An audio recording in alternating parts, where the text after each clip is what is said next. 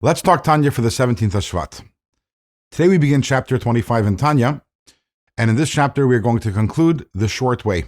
We started talking about the short way 7 chapters ago, chapter 18, and in this chapter we're going to bring everything together and tie up all the loose strings, and finally we'll understand exactly what the short way is. But before we get there, let's back up a little. How did we get to the short way? So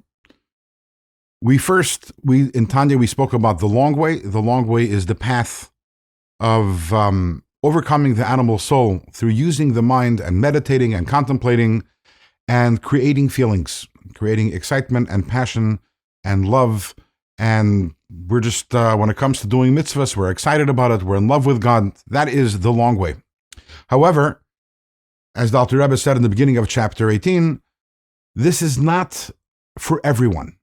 There are some people who, for them, it won't work. People who they don't have that capability, which is why the Alter Rebbe specifically pointed to the word mi'oid.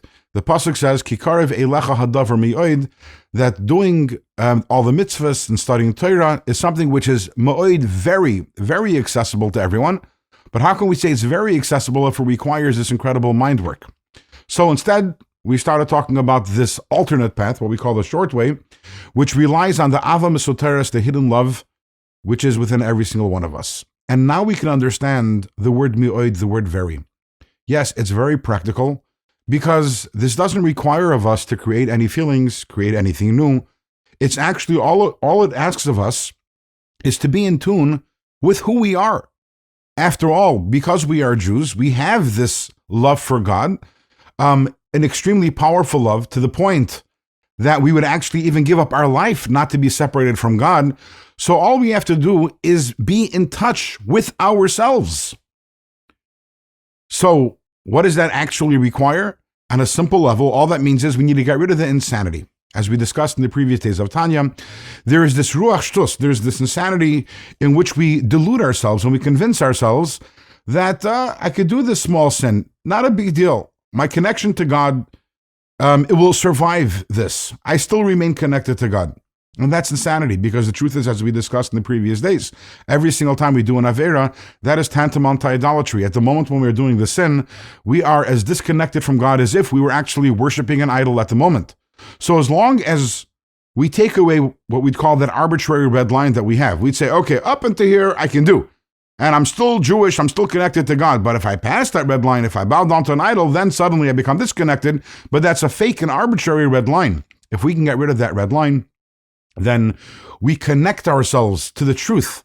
And we realize that every single sin is a spiritually life and death situation.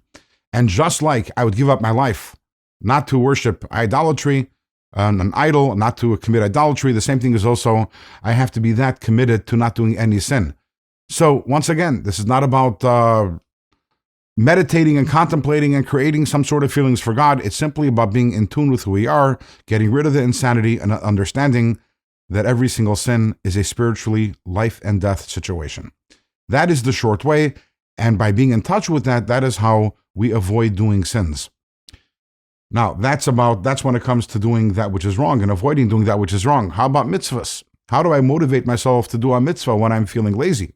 That will be the topic of discussion, God willing, in tomorrow's Tanya.